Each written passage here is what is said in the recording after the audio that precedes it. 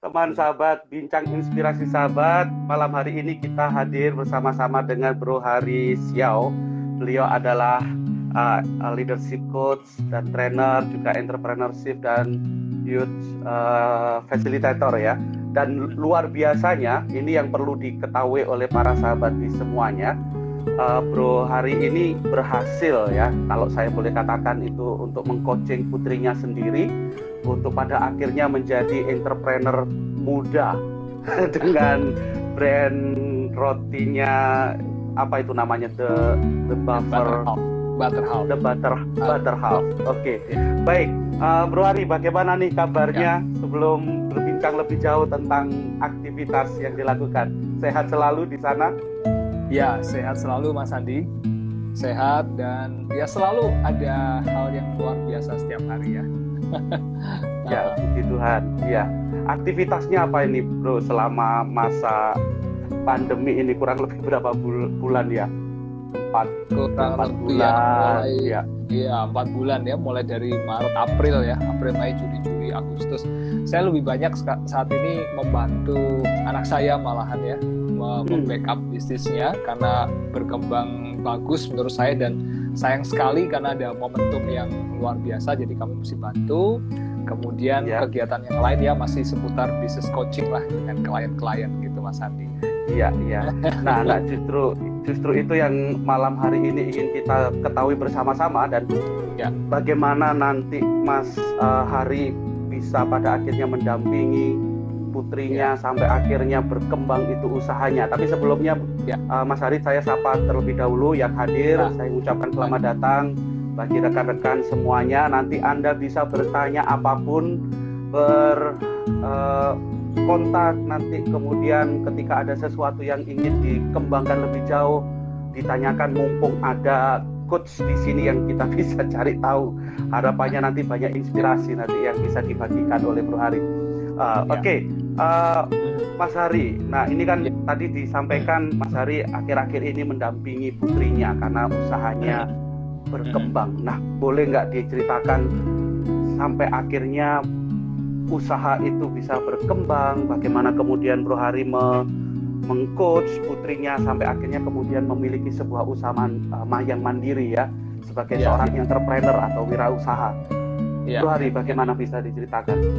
Ya, mungkin sebelum saya cerita, saya ceritain dulu background-nya gitu Mas Andi ya. Kenapa kami berdua, saya dan istri saya, menggunakan kewirausahaan sebagai dasar untuk mendampingi anak saya di rumah ya. Nah, karena untuk mendampingi anak tuh bisa kita bisa punya banyak bidang, bisa olahraga, bisa musik, bisa lain-lain ya. Saya memilih kewirausahaan dan kebetulan juga anak saya cocok di situ. Nah, background-nya adalah saya melihat bahwa biasanya negara-negara maju itu punya jumlah wirausahawan itu sekitar 14% dari total populasi negara maju. Salah satu indikator negara maju. Nah, Indonesia ini baru punya sekitar 3-4% dari total populasi yang jadi wirausaha entrepreneur. Jadi masih jauh sekali. Makanya sekarang kita juga lihat pemerintah menggalakkan ini ya, kewirausahaan, UMKM didorong sedemikian rupa, dan dalam kondisi pandemi pun ternyata UMKM ini juga bertahan. Nah, ini yang luar biasa, bagus sekali ya. Jadi saya pikir nggak ada salahnya saya juga mengajarkan itu kepada anak-anak, dan kebetulan memang itu berawal dari kelas saya sendiri Mas Andi. Jadi waktu kira-kira 2 tahun yang lalu ya, saya tuh ngadain kelas kewirausahaan gitu untuk anak-anak remaja. Nah, anak saya ikutin gitu sebagai peserta perdana. Nah, setelah selesai programnya 3 bulan, habis itu setiap anak kami dorong untuk membuat satu project gitu ya. Nah, kemudian anak saya memilih project bikin kue brownies. Ya, awalnya juga ya hanya untuk latihan ya. Saya pikir itu hanya untuk latihan saja. Yang penting dia berusaha memproduksi sesuatu, kemudian berusaha menjual. Nah, ternyata keterusan sampai hari ini. Itu awal mulanya begitulah ya. Awal mula. Iya. Awal mulanya. Ya. Kemudian tadi Mas Hari kan mengatakan si anak ini itu artinya putrinya Mas Hari merasa cocok di bidang kewirausahaan. Bagaimana mengetahui bahwa betul-betul putrinya itu memang cocok di bidang kewirausahaan selain ke bidang-bidang yang lain mungkin. Atau kuliahnya atau sekolahnya memang selaras dengan kewirausahaan ini atau berbeda jauh, Mas Ari? Iya, waktu dia mulai itu masih SMA, Mas Andi. Masih SMA kelas 10 ya, kelas 10 naik kelas 11 itu. Jadi masih sangat muda sekali lah, teman-temannya masih main-main ya. Tapi karena dia juga punya keinginan, dan kebetulan anak saya ini saya dorong olahraga nggak mau gitu ya, saya dorong musik ke arah musik juga ya bisa, dia main gitar dan sebagainya, tapi nggak terdorong untuk mencapai lebih. Nah kebetulan ketika saya sodorkan alternatif wirausaha, dari iseng-iseng kok dia suka gitu. Ya udah dia bikin kue dan seterusnya. Dan memang sejak si anak-anak saya SD, SMP itu selalu saya beri wawasan gitu. Saya beri wawasan tentang dunia kerja, dunia karir ya. Saya beri wawasan tentang passion. Apa itu passion? Bahwa kalau mau menekuni, menggeluti sesuatu pasti harus ada passion dulu ya. Karena kalau kita menekuni sesuatu yang memang kita suka dan kita bisa, nah itu luar biasa sekali ya. Apalagi kalau kita suka, kita bisa, dan kita dibayar. Nah itu konsep yang selalu saya sodorkan pada anak. Lakukan sesuatu yang kamu paling suka, lakukan sesuatu yang kamu paling bisa, dan kemudian kamu dibayar untuk itu. Nah itu luar biasa. Jadi saya dorong itu sejak mereka kecil. Saya kasih gambaran, carilah bidang-bidang kamu suka. Mulai dari yang paling sederhana adalah mata pelajaran misalnya ya. Mata pelajaran apa sih yang paling suka? Ya udah, kamu tekuni mata pelajaran itu. Jadi saya ini lebih memilih untuk yang sudah kuat diperkuat gitu. Yang lemah ya udah, itu merupakan kelemahan dia gitu ya. Tapi kalau dia punya kelebihan misalnya di musik, di olahraga atau di sains, ya udah yang kuat itu yang kita dorong gitu, supaya menjadi benar-benar kekuatan dia.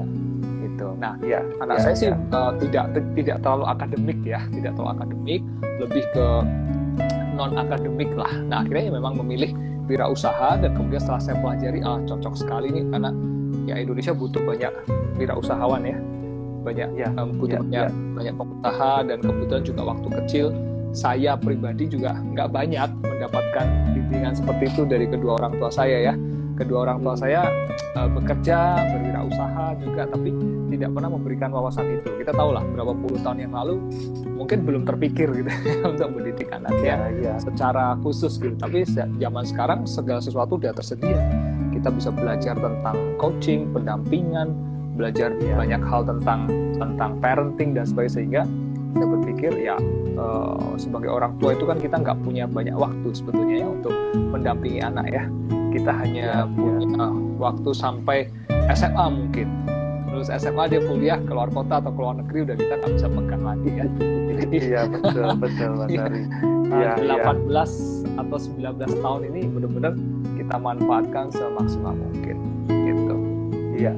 Menarik sekali Mas Ari tadi mengatakan bahwa artinya minat anak itu justru ditumbuhkan, nanti ada sesuatu yang kuat, ada yang menjadi power, justru itu yang dilihat.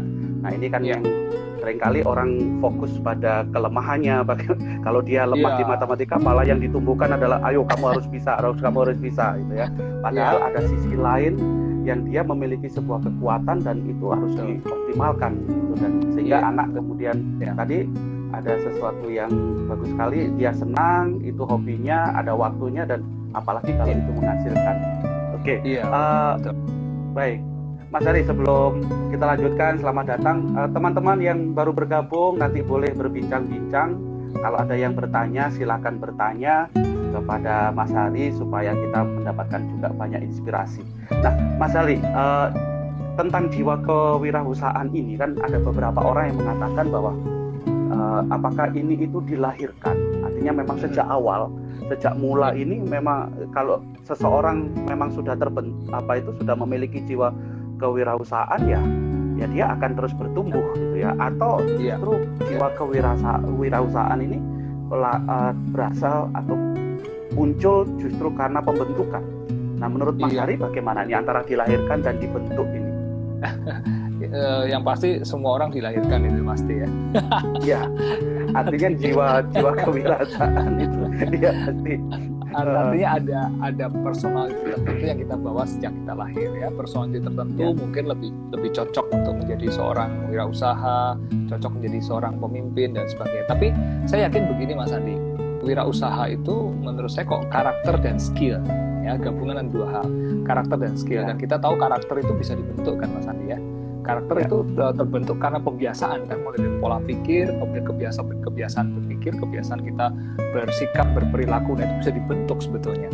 Jadi menurut saya memang bukan bawaan lahir jebrol begitu ya, tapi dia dibiasakan gitu. Nah kalau dia tumbuh di lingkungan yang memang keluarganya adalah pengusaha, pedagang dan sebagainya, dia sehari-hari dia melihat seperti itu, nah itu pembiasaan yang terjadi dengan sendirinya ya. Tapi ketika dia tumbuh di lingkungan yang mungkin tidak seperti itu, tapi asal kita tahu bahwa seorang wirausaha itu karakternya seperti ini nih, skill yang dibutuhkan ini, kita bisa, setiap orang tua bisa melakukannya di rumah mestinya ya. Contoh misalnya seorang wirausahawan karakternya dia harus menjadi seorang risk taker misalnya ya, pengambil resiko, iya kan? Kalau kita nggak mengambil resiko ya jangan jadi pengusaha gitu. Mau jadi pengusaha resikonya pasti bangkrut gitu.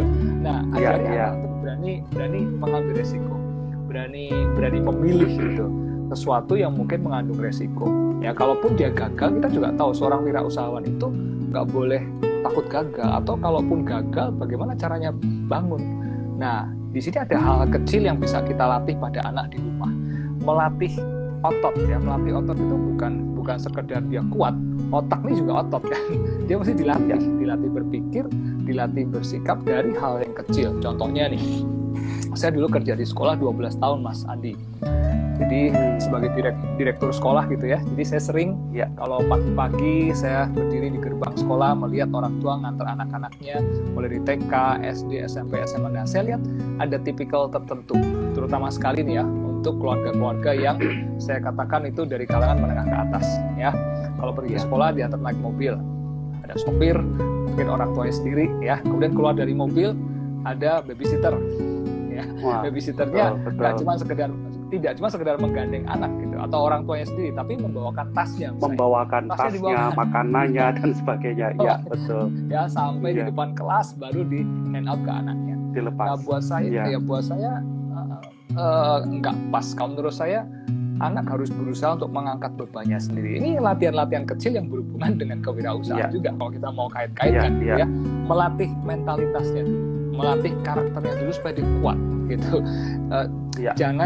Jangan diberikan terlalu banyak kemudahan. Nah, kadang-kadang saya temui ada orang tua yang punya mindset begini, dulu hidup saya udah susah gitu, jadi anak saya jangan sampai susah deh. Nah, itu yang sering kali terjadi. Iya, anak harus hidup nyaman. Iya, betul. Iya, betul. Padahal kita tahu bahwa setiap zaman itu ya punya kesusahannya sendiri-sendiri. Dulu zaman kita susahnya seperti itu, nanti zaman sekarang dan masa yang akan datang itu kesusahan anak-anak kita akan berbeda, tapi tetap saja ada kesulitan kan. Misalnya contohnya sekarang anak-anak nggak lagi bersaing dengan manusia, misalnya ke depan bersaing dengan robot, tapi persaingan juga kan. Nah, bagaimana mengajarkan anak-anak ini untuk punya semangat bersaing, untuk pantang menyerah, untuk mau menanggung bebannya ya, mengambil resiko. Nah, dari hal-hal yang kecil-kecil kalau kita berikan banyak kemudahan ya, tas dibawain, PR dibantuin, apa dikerjain, itu hal kecil-kecil yang mungkin orang tua nggak sadar tapi melemahkan anak gitu. Jadi ototnya nggak berkembang karena dia diberi banyak kemudahan. Itu sih menurut saya ya, hal kecil-kecil yang bisa kita berikan di rumah gitu. Jadi kalau kita bilang latihan kewirausahaan itu jangan terjebak pada membuat dan menjual sesuatu, ya bukan itu saja gitu loh. Ya, saya lihat tapi justru yang terpenting malah karakternya itu ya, karakternya, jiwanya, mentalitasnya, ya. Karena saya lihat banyak sekolah atau lembaga-lembaga yang mengatakan punya program kewirausahaan, tapi saya lihat isinya latihan jualan. Ya bagus sih latihan jualan ya, memproduksi sesuatu dan menjual sesuatu. Tapi karakter itu kewirausahaan itu lebih luas daripada sekedar menjual gitu. Menjual itu skill bisa dipelajari dengan mudah, tapi membentuk karakternya itu lebih sulit gitu. Membentuk karakternya. Betul. Oke. Nah, Mas Hari, ini ada pertanyaan nih dari Mas Antonius Lianto ini. Hubungannya dengan di pendidikan formal. Apakah pendidikan formal itu masih penting bagi Mas Hari, karena kebanyakan justru kasus pendidikan formal itu justru mematikan passion dan kreativitas. Iya. Gimana ini, Mas? Saya susah juga kalau ditanya pertanyaan kayak gini ya. Teman saya banyak yang mungkin pengalaman di dunia pendidikan ini ya, karena dulu berapa tahun Mas Hari? 16 tahun ya di dunia pendidikan. 12 tahun. Iya. Direktur sekolah gitu, dan anak-anak saya juga sampai sekarang masih sekolah di sekolah formal gitu ya. Oke. Susah juga jawab ini. Saya bilang beginilah, memang harus kita akui banyak celah-celah yang harus diperbaiki dalam sistem pendidikan kita. Ya, nggak semua yang ada itu baik, atau saya sendiri setuju. Tapi apa boleh buat gitu, yang ya inilah sistem pendidikan yang ada di negara kita. Kalau nggak mau ya keluar homeschooling gitu. Saya pernah loh tawarin ke anak saya, mau nggak kamu homeschooling? Tapi anak saya nggak mau. Gitu. Kalau nggak mau ya saya nggak paksa gitu ya. Tapi saya sebagai orang tuanya saya berani. Mungkin gitu. merasa takut nanti papanya terlalu galak nih kalau di rumah. Bisa juga. Makanya mending aja sekolah. Tapi bagaimanapun juga tetap ada manfaat lah ya sekolah. Jadi kalau saya sendiri, saya bukan orang yang akademik ya. Dulu waktu saya sekolah juga saya nggak pinter-pinter banget lah. Jadi ada di tengah-tengah lah ya. Dan sekarang saya juga tidak terlalu mengejar anak saya untuk jadi ranking secara akademik, tidak. Ya, anak saya tidak ada masalah semua secara akademik. Baik, saya nggak pernah dorong mereka untuk jadi juara dan sebagainya. Saya hanya dorong mereka untuk jadilah yang terbaik dari kamu, dari dirimu, dan cobalah cari apa yang betul kamu cintai dan tekuni itu, gitu. Ya. Jadi kembali lagi ke apakah sistem pendidikan kita ini cocok atau tidak untuk membentuk passion, kewirausahaan dan sebagainya. Ya tidak sempurna tentunya ya. Maka itu butuh peran orang tua, butuh peran ayah dan ibu juga ya. Saya tekankan sekali lagi, ayah nih penting ya. Kenapa saya tekankan ayah? Mengapa ayah menjadi penting? Biasanya orang kan ibu menjadi penting. Nah ini ayah menjadi penting. Apakah karena Mas Hari ayah? Iya, bukan karena saya ayah ya. Beberapa waktu yang lalu saya sempat diajak bincang-bincang juga sama mungkin Mas Hari kenal Bu Meli Kyong. Bu Meli Kyong ya, seorang aktivis di dunia parenting juga. Beliau mengatakan Indonesia ini sekarang darurat ayah katanya. Wow, ekstrim ya, darurat ayah. Ya, darurat ayah. Tapi kenapa itu? Mas Adi, beberapa tahun yang lalu ya, saya pernah ikut sebuah seminar di Jakarta. Itu pembicaranya dari South Africa, Mas Adi. Bule dari South Africa. Saya lupa namanya siapa. Selama dua hari atau 3 hari, kami dilatih dari pagi sampai sore. Dilatih untuk jadi ayah, Mas Adi. Jadi pelatihan itu adalah judulnya. Ternyata ada pelatihan untuk menjadi ayah ya. Iya. Judulnya pun keren gitu. Judulnya The World Needs a Father. Dunia membutuhkan seorang ayah. Dan ternyata setelah saya tahu si pembicara ini dia keliling dunia hanya bicara soal perayahan gitu. Nah saya pikir saya itu udah jadi ayah yang baik ya. Tapi ternyata 2-3 hari seminar itu membuat saya merasa ditampar setiap hari gitu, bahwa saya belum jadi ayah yang ideal, ayah yang baik. Dan dia mengatakan begini, yang masih saya ingat ya. Dia mengatakan begini, coba kamu lihat dalam radius sekian ratus meter dari rumah kamu. Dia bilang, banyak nggak rumah-rumah yang tanpa ayah? Gitu. Kami berpikir tanpa ayah itu keluarga yatim gitu ya.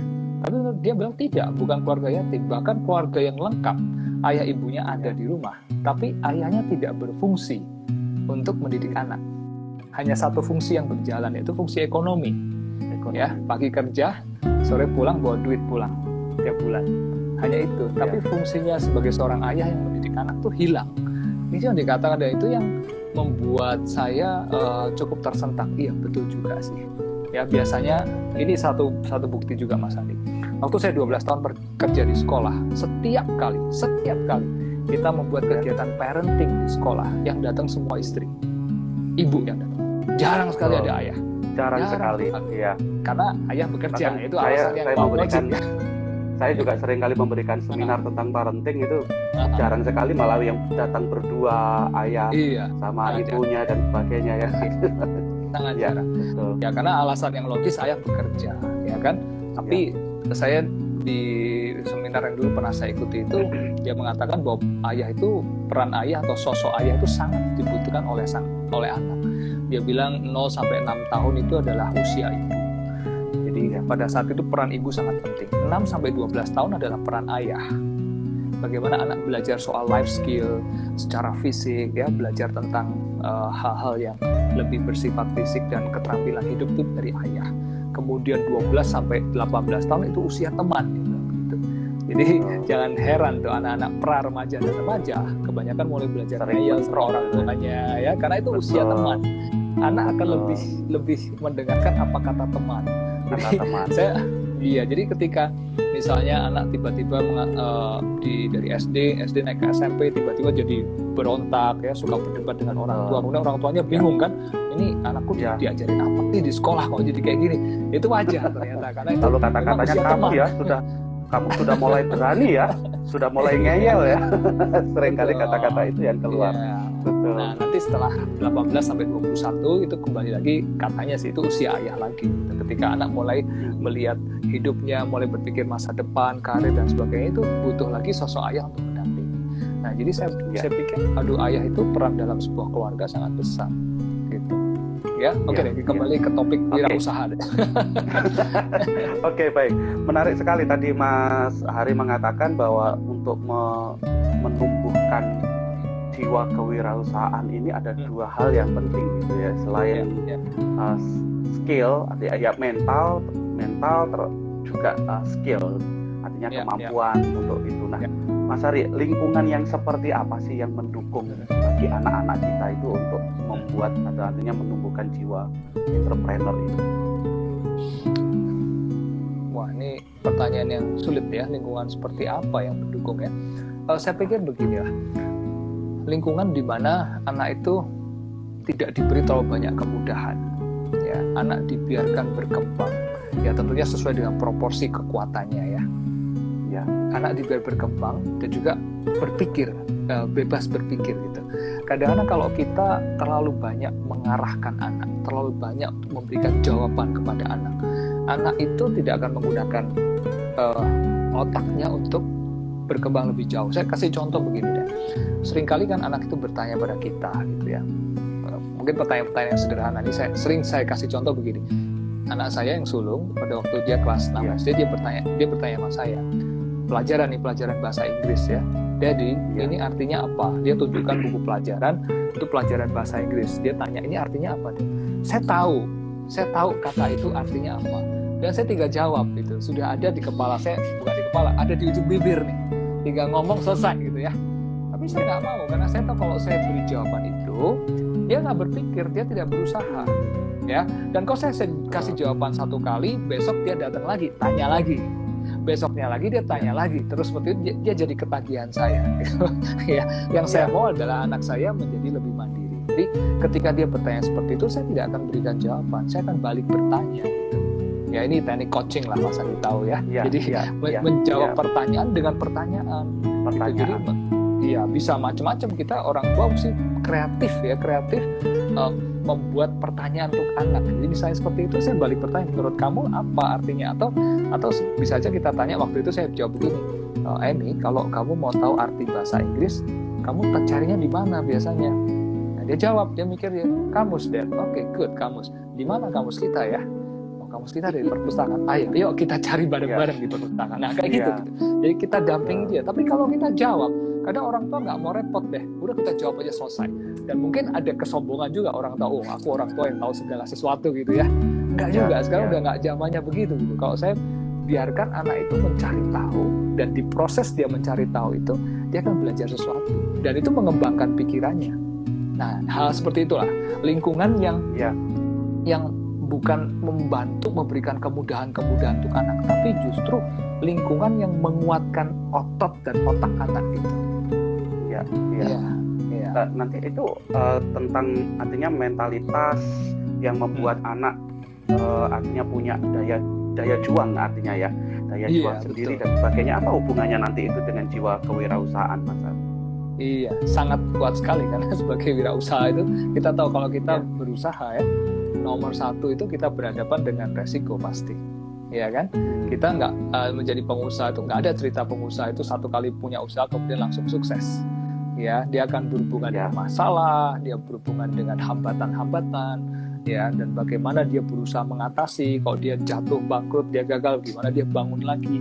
Nah itu semua karakter. Gitu. semua adalah sikap yang harus dibiasakan dari awal. Nah, kalau dari awal kita sudah berikan lingkungan yang memudahkan dan mengenakkan, saya khawatir anak-anak ini tidak punya daya juang yang tinggi, yang kuat gitu ya. Ketika dia kemudian mulai memasuki dunia usaha dan sebagainya, akan rentan sekali atau mudah sekali dia putus asa atau mudah sekali dia goyah gitu. Itu kira-kira Mas Adi. Ya. Nah, Mas Ari tadi ini teman-teman juga ini sepertinya banyak yang hadir, para coach tadi sempat menyapa satu sama lain. Selamat datang untuk semuanya. Dan tadi kita mendengar salah satu hal yang diseringkan oleh Mas Ari ini adalah bagaimana peran seorang ayah, yaitu yang menjadi penting bagi pembentukan mental anak, dan itu yang seringkali dilupakan oleh para ayah. Artinya tanggung jawab mereka ya hanya lebih tadi itu ya, kerja, dapat uang dan sebagainya. Nah, Mas Hari sebagai ayah ini, peran ayah yang bagaimana selain tadi yang disebutkan dengan mengajak mereka untuk untuk akhirnya punya jiwa entrepreneurship dan sebagainya. Nah, peran ayah apa lagi Mas Hari yang akhirnya sampai akhirnya membuat putri Mas Hari ini memutuskan bahwa ya ini yang akhirnya menjadi sebuah jalan atau sebuah pilihan untuk sebuah kesuksesan. Iya, saya pakai ini aja ya, pakai kata-katanya Ki Hajar Dewantoro itu buat saya bagus banget ya, yang triloginya itu. Yang pertama Ingarso Sung Turodo. Ya di depan tuh ngasih contoh gitu. Seorang ayah tuh mesti jadi contoh. Ya kita bisa ngomong 1000 kalimat, tapi anak itu melihat apa yang dilakukan orang tua gitu kan. Kita bisa ngomong bangun pagi, tapi kalau orang tuanya sendiri bangunnya molor tiap hari, ya itu nggak bisa jadi contoh yang bagus gitu. Ya kan, kalau kita ngomong bangun pagi, orang tua jadi contoh untuk bangun pagi.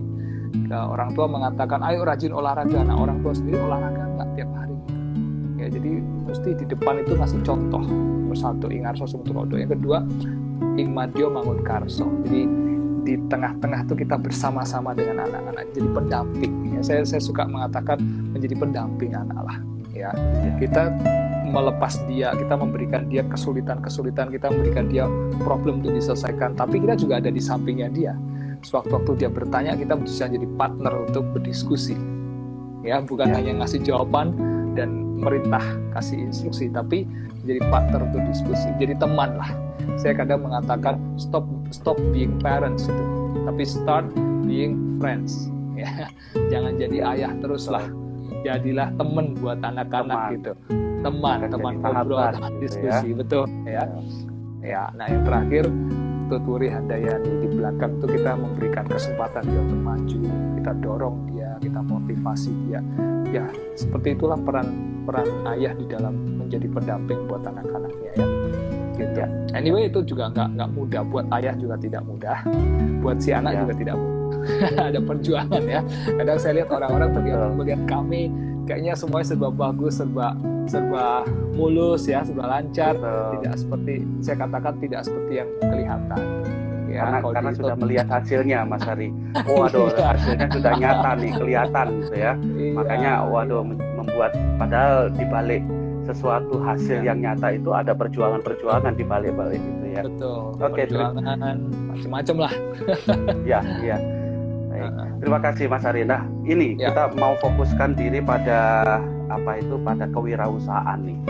Karena kan tadi saya sepakat dengan bahkan menjadi inspirasi yang sangat besar sekali ketika Mas Ari menyatakan salah satu fondasi yang bisa membuat anak itu pada akhirnya bisa sukses, ya salah satunya di bidang kewirausahaan ya mentalitas, sebuah karakter yang kuat, tidak membiarkan anak terlena dalam sebuah kemanjaan, kemudahan, segala sesuatunya diatur, tetapi berani untuk menyediakan lahan bagi anak untuk bisa menanggung sebuah resiko. Karena bagian dari resiko itu justru ketika terjun di dunia kewirausahaan, resiko itu justru menjadi sesuatu yang penting gitu ya. Dan itu yang selalu dibutuhkan. Nah, sambil teman-teman tadi ada pertanyaan, bolehkah mengajukan pertanyaan? Silakan, nanti bisa mengajukan untuk kewirausahaan. Nah, kita mau fokus nih memang di bidang kewirausahaan karena kenyataannya kan Mas Hari berhasil untuk meng-coach putrinya. Ini putrinya Mas Hari 2 ya kalau saya melihat kan? Dua ya. Dua. Cewek Yang terjun di bidang kewirausahaan ini yang nomor 1 atau nomor Yang 2 atau sulung. dua-duanya, Mas? Yang sulung, yang sudah mulai jadi gitu ya. Yang bungsu ini baru mulai ikut-ikut nih, ikut kakaknya. Ya, dia buka usaha sendiri juga gitu. Betul. Padahal itu kalau dari runtutan keturunan, Mas Hari dan Opa Oma nggak ada yang di bidang kewirausahaan ya? Semuanya wirausaha, tapi wirausaha yang modelnya tuh berdagang gitu ya. Dagang. Jadi bukan produksi sesuatu gitu. Ya. Gitu. Oke, baik. Nah, Mas Hari bisa dibagikan, walaupun Mas Hari kan punya kelas sendiri juga bagaimana untuk menciptakan jiwa kewirausahaan ini. Nah, bagaimana sih meng-coach seseorang pada akhirnya sukses di bidang kewirausahaan ini untuk menjadi entrepreneur ini? Langkah-langkah apa saja, Mas Hari, yang harus dilakukan, prosesnya, kemudian bagaimana kemudian sampai akhirnya dalam pendampingan itu seseorang ini berhasil untuk kemudian mengembangkan jiwa entrepreneurship-nya? Boleh dibagikan? Iya. Oke. Yang pertama saya dorong dulu untuk mereka mencari apa yang jadi passion kamu. Ya, passion ini penting. Kenapa? Karena kalau dia ada passion, dia lebih tahan banting. Tapi kalau nggak ada passion, biasanya kalau udah kena sedikit masalah dia mundur. Cepet banget mundurnya. Ya, kalau ada passion di sana, biasanya orang kalau punya passion dia akan dengan sendirinya terus mencari cara gitu ya, karena memang dia suka gitu. Itu yang pertama. Ya, terus yang kedua, kalau namanya bisnis itu sebetulnya intinya adalah solving the problem. Ya, jadi kalau bisnis selalu saya mengajar anak-anak bukan jualannya dulu, bukan produksi dulu, tapi analisa dulu. Ada masalah apa di dunia ini, di masyarakat ini yang harus kamu selesaikan dengan passion kamu. Gitu. Misalnya passionnya di bidang, ya kebetulan saya waktu itu dia passionnya di kuliner gitu. Jadi dia pengen bikin sesuatu yang bisa dimakan lah pokoknya. Ya, lalu dia pilih-pilih brownies gitu, kue brownies. Ya, nah saya bilang sama dia, brownies itu udah banyak yang punya, udah banyak orang bikin brownies dan pasarnya menurut saya cukup besar, banyak orang suka brownies. Nah sekarang yang harus kamu lakukan adalah kalau kamu make another brownies, ya buat satu brownies lagi, satu dari sekian mungkin puluhan atau ratusan yang sudah ada, ya kan? Problem apa sih yang mau kamu selesaikan gitu dengan roti dengan kue brownies kamu? Problem apa yang mau kamu selesaikan? Gitu. Nah dia cari-cari ya, dia berpikir keras. Nah, kalau kita udah berpikir soal problem yang mau kita selesaikan, supaya kita berpikir soal market. Ada problem apa di market? Ada problem apa di pasar? Nah, waktu itu ketemunya adalah dari research kecil-kecilan lah ya, research ala anak-anak lah ya, yang saya bantu juga. Dia bilang bahwa problemnya adalah orang kalau beli brownies itu kan coklat, ya, isinya coklat semua kan ya. Nah, seringkali orang beli brownies itu problemnya adalah dia nggak nemu coklatnya gitu, tepung semua gitu loh, coklatnya nggak kerasa gitu loh. Padahal yang namanya brownies itu harus rich, coklatnya itu harus rich, kaya gitu ya. Nah, kalau gitu itu problem yang kamu selesaikan. Kamu harus bikin brownies yang setiap gigitan orang nemu coklat semua gitu. Ya, jadi very rich gitu, flavorful. Nah, itu baru solve the problem. Kalau kamu hanya sekedar make another brownies, tapi you don't solve any problems, ya nggak akan laku gitu.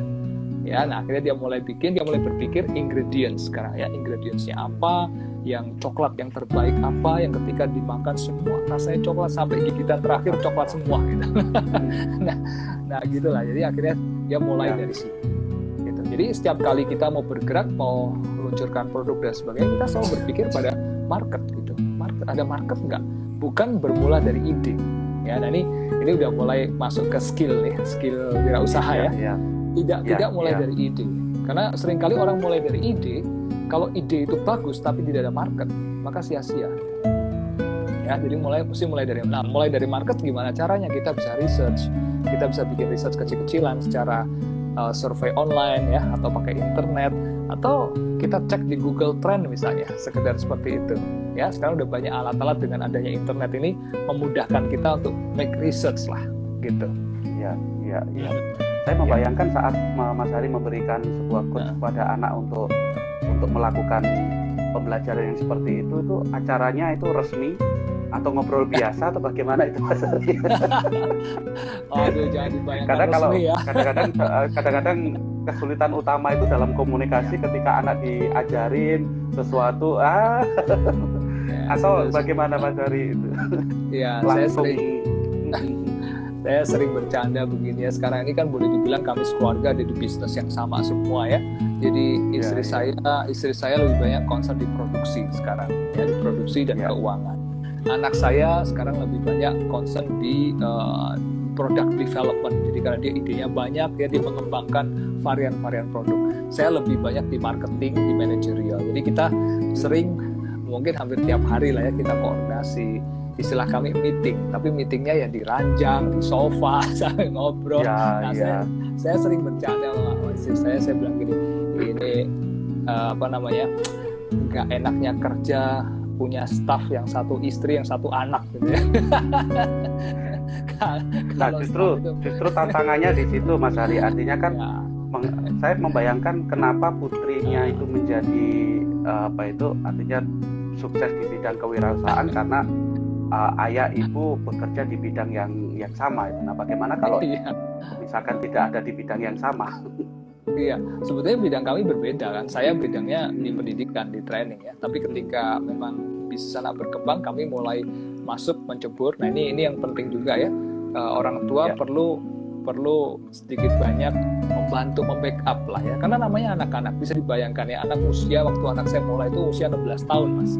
16 tahun dia mulai dari omset ratusan ribu, mulai jadi juta, sampai suatu ketika dia datang ke saya, "Daddy, stop kasih uang saku." Waduh, udah sombong banget kan, udah nggak mau dikasih uang saku, bayangkan. Karena uang saku saya udah nggak ada artinya lagi dengan hasil yang dia punya gitu loh.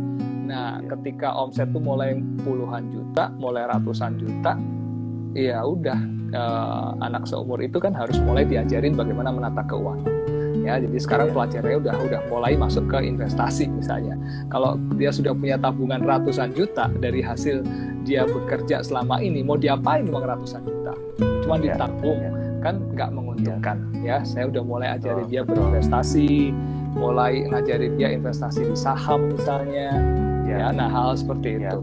Jadi ada tahapan-tahapannya lah yang harus dilewati gitu. Oke, baik. Nah, Mas Hari, sebelum tentunya ke arah yang sukses yang saat ini terjadi, nah supaya nanti para orang tua juga pada akhirnya bisa memodel nih apa yang dilakukan oleh Mas Hari. Nah, tadi kan di awal dalam proses untuk menumbuhkan jiwa kewirausahaan itu kan hal yang paling penting itu passion. Nah, saya setuju sekali. Jadi menumbuhkan apakah passion apa yang dimiliki oleh anak itu, dan itu menjadi bagian yang paling dasar, karena dari passion itu lalu bisa membuat seseorang itu ya antusias atau bersemangat terus atau berhasrat terus untuk bisa mencapai apa yang diinginkan. Dan yang kedua adalah memberikan sebuah pembelajaran untuk solving problem ya, di mengatasi masalah dan sebagainya. Nah, langkah yang berikutnya seperti apa Mas Hari sampai akhirnya kemudian berkembang ke arah saya memulai untuk produk saya nih. Nah, itu bagaimana langkah berikutnya? Oke, ketika tadi sudah mulai melihat masalah kan ya, menemukan masalah, kemudian kita mencari solusinya.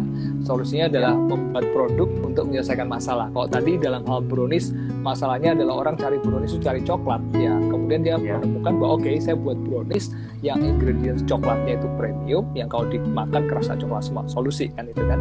Nah, solusinya udah ketemu. Nah, sekarang setelah solusi udah ketemu, kita mulai bagaimana marketnya gitu. Bagaimana supaya produk ini bisa meluncur ke pasar. Nah, ini yang tantangan ya. Karena anak sama sekali tidak punya pengalaman. Ya, saya sih bisa bantu jual kanan kiri ke tetangga-tetangga kan, seperti yang terjadi saat ini ya. Ketika pandemi ya, semua orang tiba-tiba punya bisnis rumahan, tiba-tiba semua orang punya bisnis kuliner, tiba-tiba saling jual ke kanan kiri tetangga. Tapi kalau tetangga udah sekali dua kali beli, terus so what gitu, siapa lagi yang harus ditawarin ya. Dan jadi saya melatih anak saya justru tidak mulai dari teman-teman sendiri, tapi mulai dari umum gitu. Dia mulai menjajakannya kepada orang-orang yang tidak dikenal sama sekali. Tidak dikenal. Jadi, kalaupun ada teman ya oke lah, teman ditawarin, tapi mulai coba kami pakai Instagram, pakai media sosial, dan itu sangat-sangat membantu ya. Jadi saat ini saya bilang untuk berwirausaha, untuk orang yang mau memulai usaha berwirausaha itu kita ada di era yang wow, luar biasa deh ya. Online itu peluangnya luar biasa. Cuman memang harus belajar. Nah ini jangan cuma ikut-ikutan ya, belajar dari orang yang sudah sukses, kemudian memodel orang yang sudah sukses itu seperti apa sih, kenapa dia bisa berhasil ya. Kayak saya sekarang ini saya tuh jadi kepo banget sama yang namanya Instagram gitu. Kenapa ada orang bisa berhasil banget lewat Instagram, kenapa ada orang yang kenapa ada orang yang nggak berhasil juga gitu loh. Nah jadi ya mau nggak mau belajar Mas. Kalau ada kelas-kelas yang berhubungan dengan Instagram marketing dan sebagainya ya, digital marketing, kita mesti ikut pelajaran-pelajaran bisnis. Saya ikut dan kami saling share di rumah gitu supaya makin lama kita makin tahu oh caranya begini. Kita coba cara ini ya, trial and error juga. Saya juga trial and error. Cuman trial and errornya itu karena kita juga punya panutan gitu ya, punya rujukan. Jadi nggak terlalu ngawur gitu, nggak terlalu ngawur. Nah sampai di sini ini menjadi tantangan yang sangat menarik. Setiap hari kami bergelut dengan itu. Bagaimana mengembangkan bisnisnya, bagaimana mengembangkan pasarnya. Dan ketika sudah punya pasar, bagaimana mempertahankan, itu juga hal yang lain lagi. Ya, kalau sudah punya pelanggan, gimana mempertahankan pelanggan. Kemudian bagaimana kita menjadi unik. Nah, kita mulai bicara soal USP, misalnya Unique Selling Proposition. Ya, kenapa orang mau memilih produk kita? Tadi saya katakan bahwa di orang yang bikin brownies udah banyak banget. Sekarang anak saya punya produk cookies. Orang yang bikin cookies juga banyak banget nih. Mendadak dalam beberapa bulan ini muncul banyak sekali produksi cookies di rumah-rumah gitu. Jadi ya bersaing. Kalau kita nggak punya business mindset yang benar, begitu banyak kompetitor, kita akan resah gitu. Saya bilang kalau begitu banyak kompetitor, oh bagus dong. Berarti ini bisnis yang jalan gitu. Berarti ini pasarnya bagus. Kalau nggak ada yang ngikutin, justru kita worry. Kalau nggak ada yang ngikutin, nggak jalan nih bisnisnya, nggak ada pengikut. Kalau ada pengikutnya rame, bagus. Tinggal ayo kita sama-sama berlomba gitu. Bagaimana memenangkan pasar itu aja. Ya jadi ya serunya begitu sih kalau sudah mulai. Nah saya melihat pendidikan kewirausahaan di rumah itu tidak hanya kalau latihan mental dan karakter itu udah luar biasa lah, banyak banget ya. Banyak banget yang bisa dipakai. Latihan disiplin, latihan tanggung jawab, melatih kreativitas anak untuk memikirkan produk-produk baru lagi ya. Membuat dia berpikir gimana caranya menjual lebih cepat, lebih banyak. Itu berpikir terus tuh. Suatu ketika saya juga pernah memperhatikan anak saya lagi ulangan umum nih. Ulangan umum ya. Dia harus baking sendiri, dia harus panggang kuenya sampai tengah malam. Iya, saya malam-malam saya dengar kok ada suara gelotakan gitu ya di dapur. Saya anak saya masih panggang kue gitu. Padahal besok ulangan umum. Saya cuma tanya aja sama dia, kamu udah siap belum? Besok ulangan, udah belajar belum? Udah. Terus gimana, ini udah selesai belum? Ya masih ada kerjaan. Ya udah selesai. Saya nggak bantu sama sekali. Saya nggak bantu. Ada hal seperti itu saya nggak mau bantu. Kenapa saya nggak mau bantu? Bukan berarti saya itu jahat atau tega, enggak. Saya pengen dia berlatih gitu. Saya pengen dia berlatih. Kalaupun besok ulangan mau dapat jelek, jeblok, ya udah nggak apa-apa. Resiko ya. Resiko. Ada yang harus dikorbankan gitu. Nah, saya biarkan dia menyelesaikan saya malam, dan itu buat saya sih menjadi satu cerita ya, satu kenangan gitu. Buat dia pun juga banyak hal yang dia akhirnya belajar sesuatu dari usahanya dia sendiri. Gitu Mas Adi. Betul. Keren sekali ini ya. Saya membayangkan satu keluarga berdiskusi, kemudian membicarakan sebuah bisnis bersama, kemudian saling pernah gontok-gontokan nggak Mas Ari? Aduh, sering banget Mas. Sering banget. Kan? Iya. Susahnya tadi saya bilangnya, susahnya punya staff yang satu istri satu anak gitu kan. Kalau itu karyawan kita bisa tegur ya, dan mereka takut ke kita ya. Tapi namanya istri sama anak nggak ada takut-takutnya. Jadi ya kadang-kadang seru juga. Kadang kalau saya supaya kita punya suasana yang berbeda ya, kadang saya ajak anak-anak ke coffee shop lah, kita ngobrol sambil ngopi. Nah itu suasana lebih asik, kita kerja di coffee shop ya. Jadi akhirnya banyak terjadi waktu-waktu yang kita habiskan seperti itu untuk berdiskusi, ngomongin bisnis ya. Sampai hari ini masih banyak hal-hal yang kami kerjakan sendiri ya. Ada beberapa yang mulai kita menggunakan vendor. Karyawan di rumah sudah sekitar 12 orang ya. Dan ya didoakan aja Mas, mudah-mudahan bulan September ini, akhir bulan nanti kami mulai buka gerai yang pertama gitu ya. Jadi udah nggak di rumah lagi. Nggak di rumah lagi, di gerai. Ya, kita mulai buka gerai di Semarang dan ya pelan-pelan memang kami keluarkan dari rumah sih supaya rumah kembali berfungsi sebagai rumah. Saat ini betul. Perpustakaan saya jadi ruang produksi, ya. Kamar anak-anak itu berantakan jadi stok barang. Waduh, udah pokoknya rumah jadi ini deh kacau. Tapi di satu sisi saya juga melihat ada keasikannya ya. Artinya saya melihat kekacauan itu menunjukkan ada kehidupan di rumah gitu ya. Tapi bagaimanapun saya juga pengen rumah kita kembalikan fungsi rumah untuk kita beristirahat ya, acara-acara lebih private untuk keluarga. Jadi sekarang bagian sales dan toko mulai kita keluarkan. Nanti tahap kedua ini dapur kita mulai keluarkan dari rumah ya. Dan di sini Mas Ari udah mulai ya gimana? Dari tadi kita kan berbicara soal kewirausahaan dan sebagainya, produk bateri dan sebagainya, tapi belum tahu nih artinya produknya apa sih? Artinya mungkin sekalian promosi itu ya, produknya apa? Kemudian yang khas, yang unik dari produknya si Putri Pak Hari ini apa itu loh, supaya kita bisa juga tahu. Sampai akhirnya saya membayangkan, wow, kok bisa sampai gede kayak gini ya? Kok bisa sampai akhirnya berkembang? Dalam arti berapa tahun atau berapa bulan ini bisa berkembang? Baik, saya minta tolong. Son bisa minta tolong contoh produk kemasannya. Sambil menunggu nanti Mas Hari menyampaikan programnya. Selamat datang untuk semuanya yang hadir. Terima kasih, ada Pak Desus, Susilo, terima kasih untuk semuanya. Sambil tadi ada pertanyaan juga Mas Hari dari Mas Alis juga. Gitu ya. Pertanyaannya apa tuh? Bentar, saya harus scroll ke atas lagi nih. Gak apa-apa. Nah, Om Hari, model bisnis apakah yang cocok untuk memulai kewirausahaan? Yang cocok adalah yang pas dengan passion anak. Jadi yang bisa dimulai dari rumah. Ya, yang bisa dimulai dari rumah dengan modal yang ya kalau bisa sesimpel sederhana mungkin ya. Anak saya memulai hampir tanpa modal ya.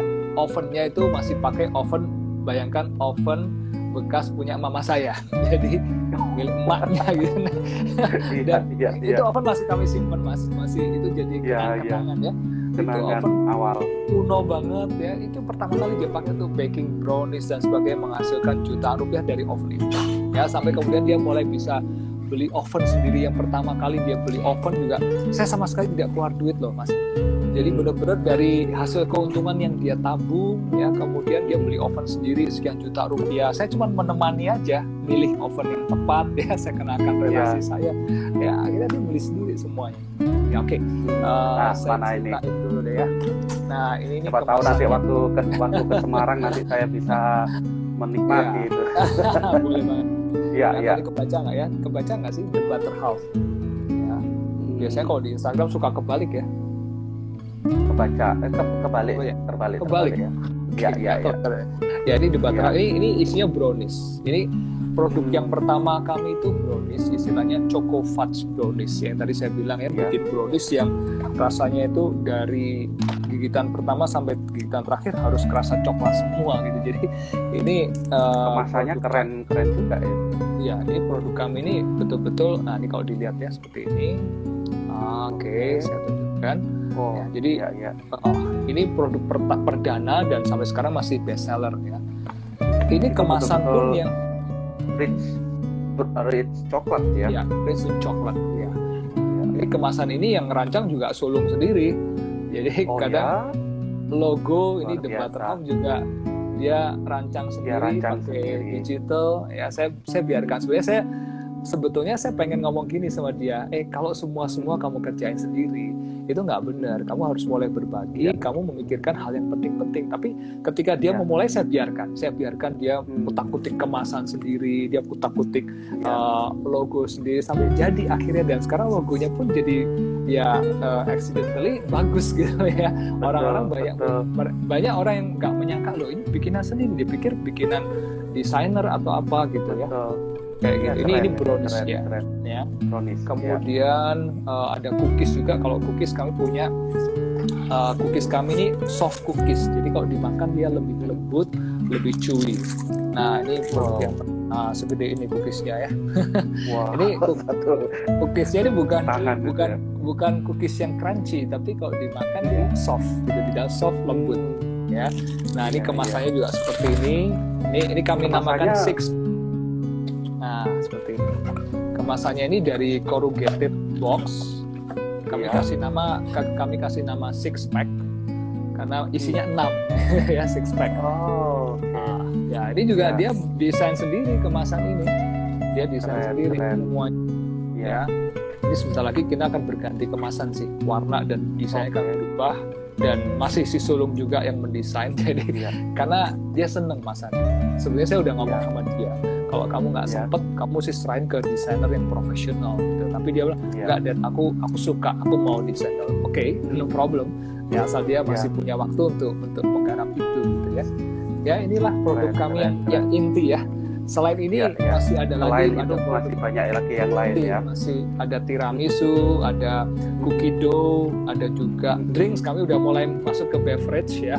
Ada beberapa varian beverage juga yang sudah mulai di-create. Ya ada latte, see you latte, milk you very much. Jadi kita kasih nama yang lucu-lucu ya supaya sesuai dengan pasarnya, untuk pasar anak muda gitu, dewasa muda lah. Luar biasa Mas Hari mendengar sharing dan juga hasil yang akhirnya dicapai oleh Putri, bahkan sampai akhirnya nanti sebentar lagi sudah ada creator sendiri ya untuk bidang itu. Luar biasa ini. Nah, Mas Hari, mungkin karena waktu yang sangat pendek ini, mungkin di suatu saat kita perlu bersama Mas Hari lagi untuk menggali lebih jauh ini ya. Betul-betul terutama bagi para orang tua ini, bagi orang tua juga bagi generasi muda yang hadir, atau juga karena ini nanti juga saya upload di YouTube sehingga bisa menyaksikan juga di sana. Penting untuk mereka menyadari bahwa ya pendampingan anak itu penting, lingkungan itu menciptakan, tetapi juga dari sisi pribadi untuk memiliki sebuah mentalitas pada akhirnya untuk menjadi seorang entrepreneur itu juga sesuatu yang penting. Mas Hari, mungkin ada kata-kata bukan kata-kata terakhir ya, tetapi ada mungkin ada nasihat atau ada sesuatu yang close statement yang mau disampaikan, atau lebih tepatnya kabar, inspirasi, sukacita, harapan apa yang bisa disampaikan oleh para orang tua dan generasi saat ini untuk bisa menjadi seorang yang artinya jiwa entrepreneurship, Mas Hari. Iya. Sebetulnya di luar wirausaha atau entrepreneurship di dalam rumah itu adalah sebuah wahana ya, sebuah cara gitu. Masih banyak cara-cara lain yang mungkin juga tepat atau baik untuk mendampingi anak. Namun demikian saya ingin menekankan satu hal, bahwa sebetulnya di dalam keluarga itu antara orang tua dengan anak, antara ayah atau ibu dengan anak itu penting sekali ada yang namanya komunikasi. Itu aja. Itu komunikasi yang kuat di dalam rumah. Karena kalau komunikasi kuat ya, kita punya relationship, punya bonding yang bagus dengan anak, mau pendampingan model apapun juga saya rasa jadi. Nah, yang kami gunakan di rumah adalah entrepreneurship atau kewirausahaan yang menurut saya sangat bagus. Ada banyak aspek yang bisa kita masukkan di situ, dan selain itu ini akan bisa kepake untuk jangka panjang. Artinya untuk masa depan anak-anak pun akan kepake. Sekalipun anak itu besoknya tidak mau jadi pengusaha, dia menjadi profesional atau karyawan, tapi kalau sudah ada jiwa kewirausahaannya sejak muda, ya kita sudah masukkan mental wirausaha, saya yakin kalaupun dia berkarir, bekerja di kantor, pasti akan beda sekali. Karena dia punya mindset wirausaha. Itu sih yang mungkin bisa jadi pesan lah ya, itu pesan untuk teman-teman orang tua. Jadi perkuat komunikasi dan hubungan antara orang tua dengan anak yang kuat, itu yang sangat penting sekali. Gitu. Oke, baik. Terima kasih Mas Hari. Inspirasinya yang sangat luar biasa. Bahkan kalimat terakhir itu menjadi sesuatu yang penting, tetapi juga tantangan, challenge, karena itu sesuatu yang tidak mudah untuk mengkomunikasikan, untuk bisa menciptakan sebuah komunikasi yang konstruktif, apalagi membicarakan soal bisnis, soal wirausaha dan sebagainya yang di dalamnya pasti tidak hanya sekedar lancar-lancar saja, tetapi pasti ada problem, ada perbedaan pendapat, ada gontok-gontokan tadi dalam bahasa saya, tetapi bagaimana pada akhirnya semuanya itu ya tidak mengganggu soal relasi karena dibangun sebuah komunikasi yang baik. Ya. Terima kasih Mas Hari untuk inspirasi kita di malam hari ini yang sangat luar biasa, kesediaan Mas Hari untuk bisa berbagi kepada sahabat bincang inspirasi di malam hari ini, dan juga terima kasih bagi rekan-rekan yang hadir dan nanti yang tidak sempat hadir di sini, Anda masih bisa menyaksikan baik itu di IGTV maupun juga di YouTube kami di Andi Iwan Iswanto, dan semoga pertemuan kita di malam hari ini memberikan inspirasi bagi kita semuanya. Baik, terima kasih Mas Hari, salam buat putrinya, sukses untuk usahanya. Mudah-mudahan suatu saat ketika ke Semarang saya bisa mampir ke gerainya ya untuk mencicipin hasil karyanya. Selamat malam, salam buat keluarga, sehat selalu Mas Hari. Selamat malam teman-teman untuk semuanya, sehat selalu, sukses.